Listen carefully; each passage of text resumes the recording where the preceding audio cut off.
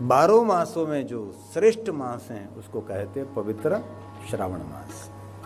उनके बारे में मैंने आपको थोड़ी सी बात कल की थी कि 12 मास के सोमवार का व्रत आपसे न हो सके तो 12 मास में पवित्र श्रावण मास में जितने सोमवार पड़ते हैं, 4 पड़ते हैं, 5 पड़ते हैं, इस सोमवार का विशेष प्रकार से व्रत करें। जो पवित्र श्रावण मास में सोमवार पड़ते उसके व्रत करने से 12 मास में जितने सोमवार हैं सभी सोमवार का व्रत का फल मिलता है। सोमवार क्या है? कल हमने कहा था स्वयं भगवान शिव का ही स्वरूप है। वो चंद्र संबंधी है, सोम संबंधी है। शिव ने स्वयं ने कहा इस सोमवार मेरा ही स्वरूप है और कुछ नहीं। शांति देने वाला, सुमति देने वाला, संपत्ति देने वाला, संतति देने वाला, सभी कामना, सभी मनोकामना पूर्ण करने वाला सोमवार है। कल हमने सोमवार के बारे में कहा था हो सके तो निराहार रहिए सोमवार के दिन, जितेंद्रिय रहे और संपूर्ण मन और शरीर से ब्रह्मचर्य का पालन करें। और कुछ भी ना हो सके तो सोमवार के दिन मौन रहे। ईश्वर का श्रेष्ठ सिंहासन कोई है तो मौन है। ईश्वर कहां विराजते हैं? जहां मौन है। स्व का दर्शन करना उसका अर्थ है स्वयं शिव जी को मिलना और कोई दूसरा अस्त्र नहीं। और लोग जगत का दर्शन बहुत करते हैं, स्व दर्शन बहुत कम लोग करते। कभी कभी मौन होकर, वाणी का मौन तो सही लेकिन विचारों का मौन, वही परमात्मा की शरणागति है। विचार शून्य हो जाए, विचारों से कोई विचार के तरंग नहीं। और आज हम भाग्यवान हैं कि आज सोमवार भी है और महादेव की कथा का श्रवण भी कर रहे हैं। सोमवार के दिन क्या क्या करना चाहिए उसके बारे में और भी श्लोक में लेकर आया हूं, क्योंकि जो कुछ आपको मैं कहता हूं ज्यादातर मैं श्लोकात्मक कहने का प्रयास करता हूं। ऐसी कोई बनी बनाई बात, कोई भ्रमित करने की बात, आकाश में उड़ती हुई बात को पकड़ कर नहीं, सिद्धांत के साथ होना चाहिए। और कथा में संसार की बात तो नहिवत कहनी चाहिए। ये व्यासपीठ संसार की बात करने के लिए नहीं है, व्यासपीठ शिव की बात करने के लिए है, महादेव की कथा गाने के लिए। अपनी कथनी नहीं कहनी। ठीक है, कोई छोटा सा अनुभव कह दिया, आपके साथ शेयर कर लिया, एक अलग बात है, बाकी नहीं। इसलिए कथा में संसार की बात क्यों भाई? वो तो हम घर में भी करते, यहां भी करने लगे हैं, कोई जरूर नहीं है उसकी, तो वो तो चलता ही रहता है। संसार में तो बड़े कांड होते ही रहते हैं, है ना।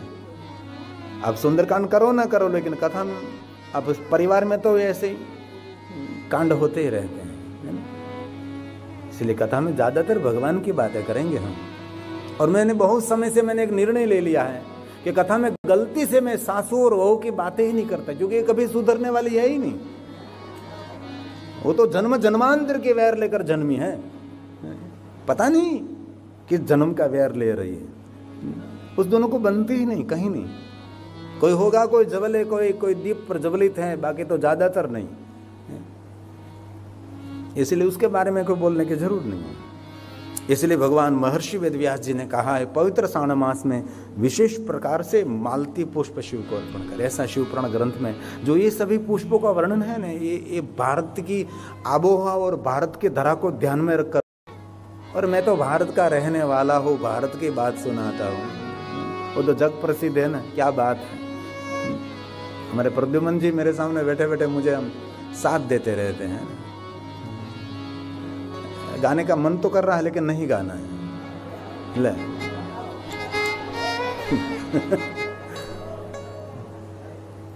क्योंकि इसमें जो कुछ वर्णन है सब कुछ भारत के वर्णन। एक पंक्ति गा दूं।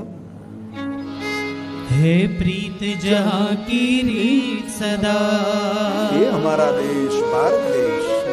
हे प्रीत जहाँ की रीत सदा, मैं गीत वहाँ के गाता हूँ। गौरव से कहो। भारत का रहने वाला हूँ, भारत की बात सुनाता हूँ।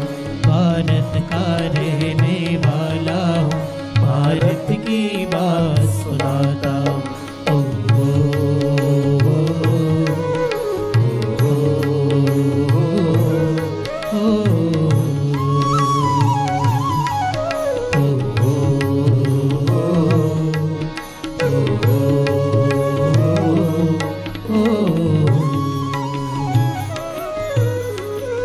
અમારા દેશનો માણસ ભલે ખેતીમાં કામ કરતો હોય, નાયો ધોયો ન હોય, બાજુમાંથી નીકળ્યો હોય ને તો અમારા ભારત દેશની માટીની સુગંધ આવે.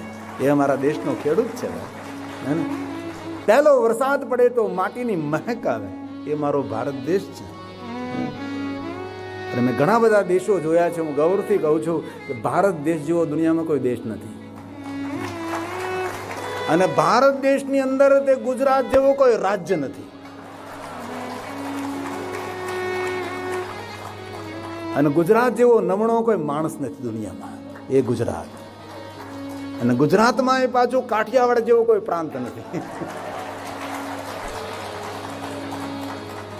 અને એ કાઠિયાવાડમાં એ પાછો અમરેલી અને ભાવનગર જિલ્લા જેવો કોઈ જિલ્લો નથી. અમે 3 જણા એટલામાં જ રહીએ છીએ. ભાઈ શ્રી રાજુલા, હું કુંડલામાં, પૂજ્ય બાપુ મહુવામાં. અમારો ત્રિકોણીયો જંગ છે.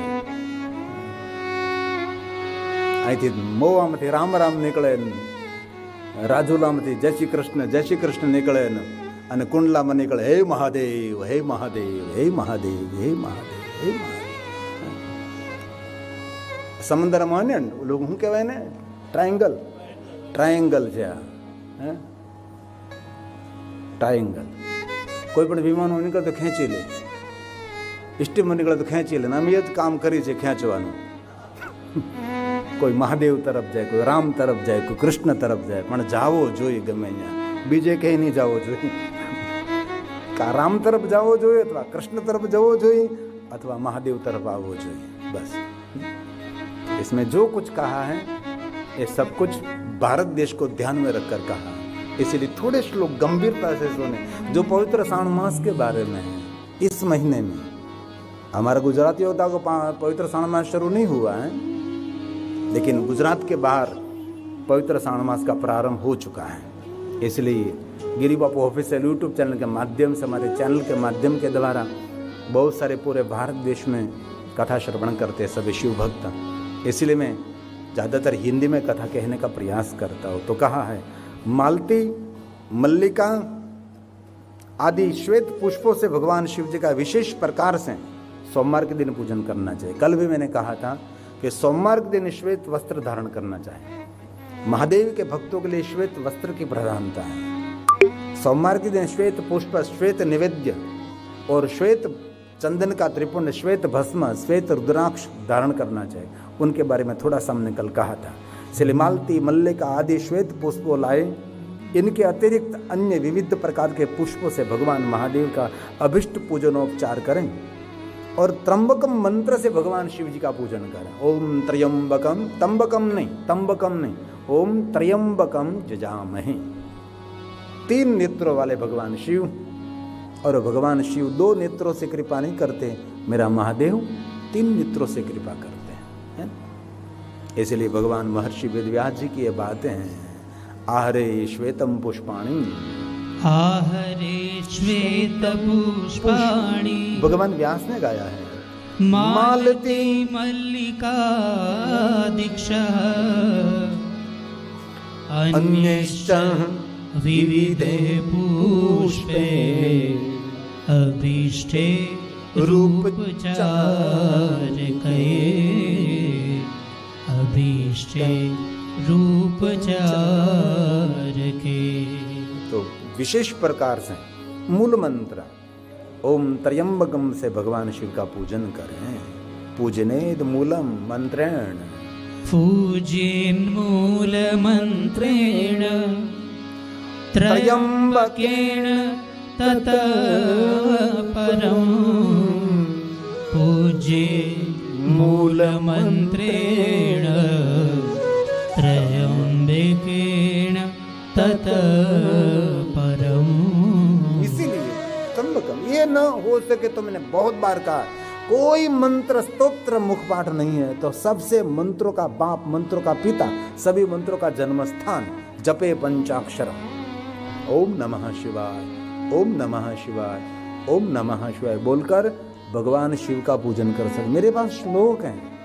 भगवान महर्षि वेदव्यास जी ने कहा वेदोक्त शास्त्रोक्त मंत्र बोलकर भगवान शिव का जो पूजन करे, जो फल मिलता है उससे कोटि गुना फल सिर्फ ओम नमः शिवाय बोलकर शिव की पूजा से मिलता है. कोटि कोटि गुना फल मिलता है। इस फल की तुलना में कोई फल की आप सराहना नहीं कर सकते। ये पंचाक्षरी, ये ओम नमः शिवाय मंत्र बोलकर भगवान शिव की पूजा करें। और कहा है विशेष करके जब भगवान शिव का पूजन कर रहे तब भगवान शिव जी के अष्ट नामों का उच्चारण करें। जो भगवान शंकर जी के अष्ट नाम है, अष्ट मूर्ति है, अष्ट स्वरूप है। भगवान शिव जी की मूर्ति कितनी है? 8। रूप कितने हैं? 8। इसलिए हम क्यों अष्टक गाते हैं? लिंगाष्टक, शिवाष्टक, बिल्वाष्टक, रुद्राष्टक। अष्टक क्यों? 8 अवतार है महादेव जी के, 8 स्वरूप है। उसका नाम लीजिए। इसमें का तत्पश्चात करें सर्व भवनाश महादेव, उग्र, उग्रनाथ, भव, शशिमौली, रुद्र, नीलकंठ, शिव, भवहारिका, ऐसा भगवान शिव जी का नाम उच्चारण करें। एक क्रम है कहा शर्वाय भवनाशाय महादेवाय धीमहि। हमारी बुद्धि को शुद्ध करे भगवान, हमारी बुद्धि को दिव्य बुद्धि करे, आगवी बुद्धि, दिव्य दृष्टि दे भगवान। धी मतलब बुद्धि, बुद्धि की शुद्धि, बुद्धि की वृद्धि, ऐसी बुद्धि प्रदान करे कि हमारी बुद्धि में सद्विचार की उद्भव हो। ऐसा भाव प्रकट किया, हे महादेव धीमहि।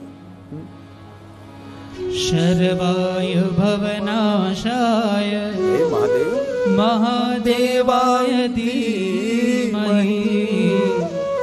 उग्राय चोग्रनाथाय भवाय शशिमौलिने भवाय शशिमौलिने। रुद्राय नीलकंठाय शिवाय भवहारिणे। रुद्राय नीलकंठाय शिवाय भवहारिणे। शिवाय भवहारिणे। ऐसे मंत्रों के द्वारा भगवान शिव का विशेष पूजन करें। एक कुछ भी आपको न कंठस्थ हो, सिर्फ आपके लिए श्रेष्ठ उपाय है ओम नमः शिवाय। ये तो आपकी जानकारी के लिए मैं आपको ये बात सुना रहा हूं कि ये भी कुछ है, और भी कुछ है, और भी कुछ है, और भी कुछ है, बहुत कुछ है। ऐसे मन में ग्लानि का अनुभव नहीं करना है कि हम सबको कंठस्थ नहीं है, कैसे करेंगे, क्या होगा। कुछ नहीं होगा। ओम नमः शिवाय मंत्र का जाप करके सब कुछ कर सकते हैं आप। इस प्रकार अपने विभव के अनुसार, अपने योग्यता के अनुसार मनोहर उपचारों से देवेश, देवों का देव महादेव शिव का विधि विधान के साथ भगवान शिव का पूजन करें। जो इस व्रत को करता है उसको पुण्य का फल मैं कहता हूँ, सुनिए। जो लोग सोमवार के दिन पार्वती सहित शिव जी की पूजा करते हैं वो पुनरावृत्ति से रहित हो जाते हैं। पुनरावृत्ति मतलब जन्म और मृत्यु से परे हो जाएगी। उसको क्या मिलेगा? अक्षय लोक, जहाँ क्षय नहीं होता, जहाँ निरंतरता है, जहाँ कोई प्रातः काल नहीं, जहाँ कोई मध्याह्न काल नहीं, जहाँ कोई संध्या काल नहीं, जहाँ कोई भूतकाल नहीं और जहाँ कोई भविष्य भी नहीं, जहाँ निरंतरता है, अक्षय लोक उनको मिलेगा। ये भगवान शिव जी ने वचन दिया है। इसलिए जो सोमवार का व्रत करते, पूरे सावन मास का तो करो तो ठीक है, न हो सके तो सिर्फ सोमवार को पकड़ लीजिए। ये भगवान का वचन है। एवं संपूज्य देवेशं देवों के देव महादेव उपचारेर मनोहरे यथा विभव सारेण अथा शक्ति तस्य पुण्य फलं शृणु। सोमवारे यजन्ते ये सोमवार पार्वत्या सहितं शिवम्।